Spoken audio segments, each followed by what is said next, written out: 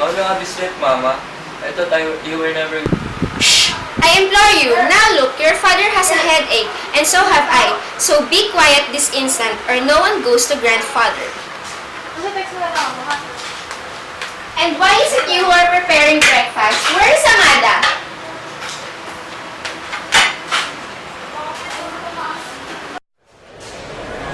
What else, your wife, huh? Have you been beating her again? Oh no, Senora. I have not touched her. Then why is she screaming? Is she ill? I don't think so. But how do I know? You can go and see for yourself, Senora. She is upstairs.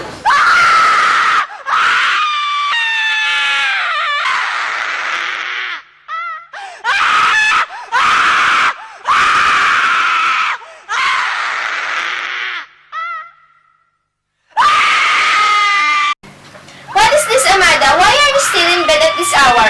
You should be ashamed! Tell me, Antoy, has she had been to the Tagtarin? Yes, Senora, last night. And I forbade her to go, and I forbade you to let her go. I could do nothing. Why? You beat her at the last pretext. Now I dare not to touch her. Oh, and why not? It is the day of Saint John. The spirit is in her. Let the man! It is true, Senora. The spirit is in her. She must do as she please. Otherwise, the rivers would have no fish, and the animals would die. Naku, I did not know your wife was so powerful. At such time, she is not my wife. She is the wife of the river. She is the wife of the crocodile. She is the wife of the moon. But how they can believe such things? And you should have seen that, Antoy. You know how the brute treats her. She cannot say a word, but the trashes her. But this morning, he stood as meek as lamb, while she screamed and screamed. He seemed actually awe of her. Do you know?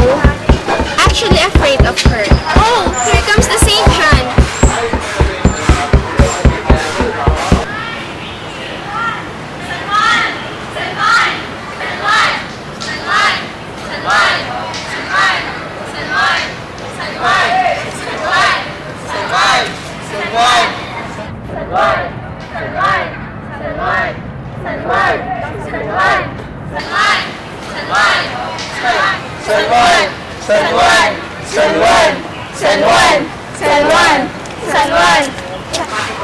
Look, Lupeng.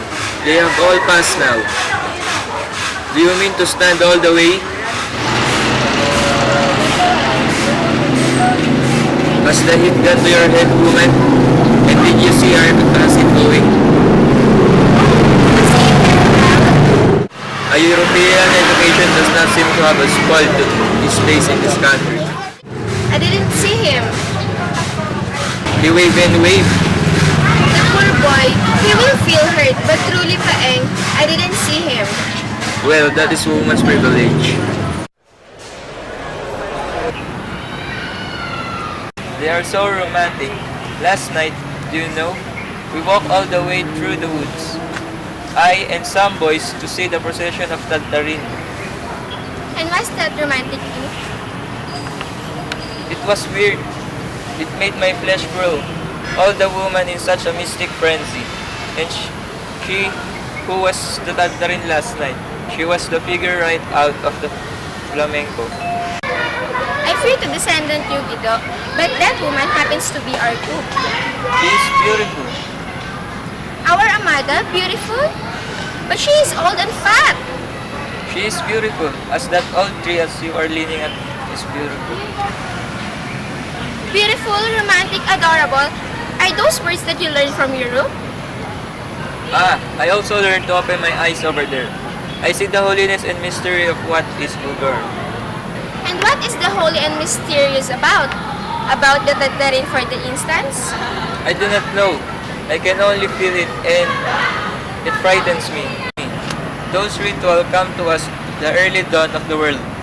And the dominant figure is not male but the female. But they are in honor of Saint John. What's your Saint John to do with them? The women worship a more ancient Lord. Why do you know that no man may join the rites until the first put on some article of woman's apparel and... And what did you put on, Guido? How sharp you are! Oh, I made such love to a toothless old hag that she pulled off her stocking for me and pulled it on over my arms like a glove. How your husband would have despised me! I think it is to remind us men that once upon a time, a woman were supreme and women are the slaves. But surely, there have always been kings. Oh no, the queen came before the kings and the priestess before the priest and moon before the sun. The moon? Who is the lord of the woman? Why? Because the tides of woman like tides of seas are the tides of moon because the first blood. But what is the matter, Lupe? Oh, I have offended you? Is this how they talk to decent women in Europe? They do not talk to women. They pray to them, as men did the dawn of the world. Oh, you're mad! Why are you so afraid, Lupe? I afraid? And to whom? My dear boy, you still have your mother's milk in your mouth. I only wish you to remember that I am a married woman. I remember that you are a woman. Yes, a beautiful woman. And why not? Did you turn into some dreadful monster when you married?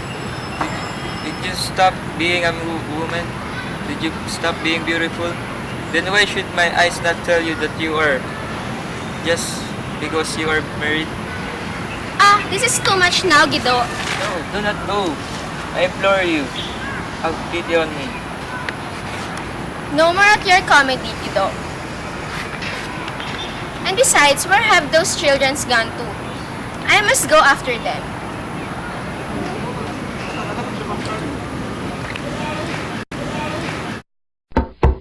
Has young Guido been annoying you?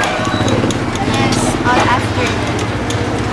These young men today, what a disgrace they are. I felt embarrassed as a man to see him following about those eyes of a window. And was that you feel, Paeng, embarrassed as a man? Good husband have a good sense of his wife. He kissed my foot. Do you see? They have the instinct, the style of a canella.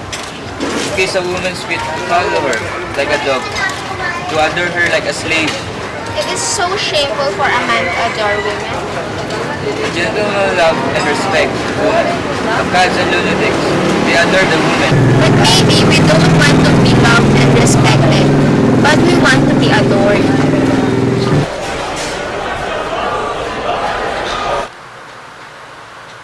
How can you bear those hot clothes, Lupe?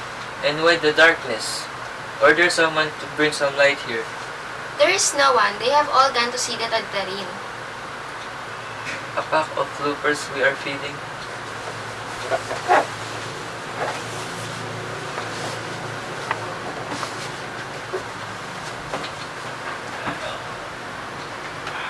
Listen, Paeng, I want to see it too. The Tagdarin, I mean. I have not seen it since I was a little girl. And tonight is the last night. You must be crazy. Only low people go there and thought you had an headache. But I want to go. My head aches worse in the house. For a favor, Paeng. No, I told you. Go and take those clothes off.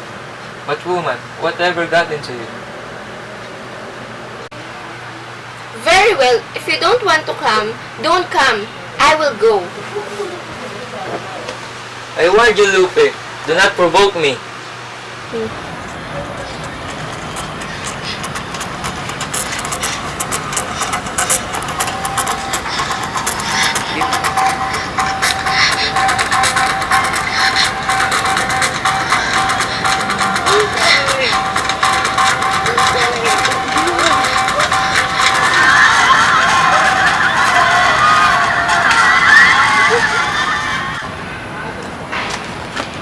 doon, Paeng? Nothing.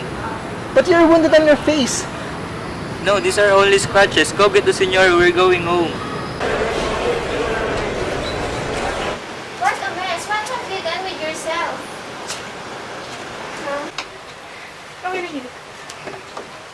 What are you going to do, Rafael? I'm gonna give you a whipping. Because you have behaved tonight like a lewd woman. How I behave tonight is what I am.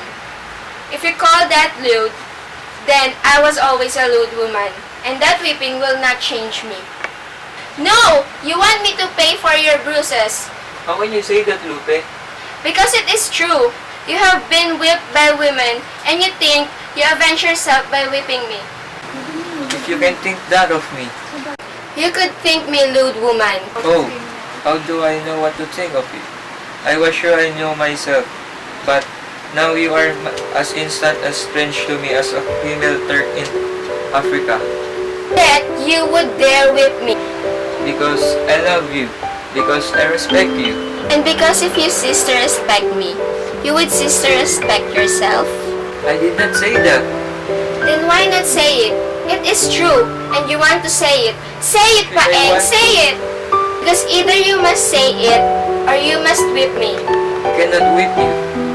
Then say it! Say it! Why suffer? And in the end, you would only submit. Not enough that you have me helpless. It is not enough that I feel you want me to feel. Until you have said to me, there can be no peace between us. I adore you, Lupe. What? What did you say? That I adore you. I worship you. That the air you breathe and ground you tread is the holy to me. That I'm your dog, your slave. Then come, kiss my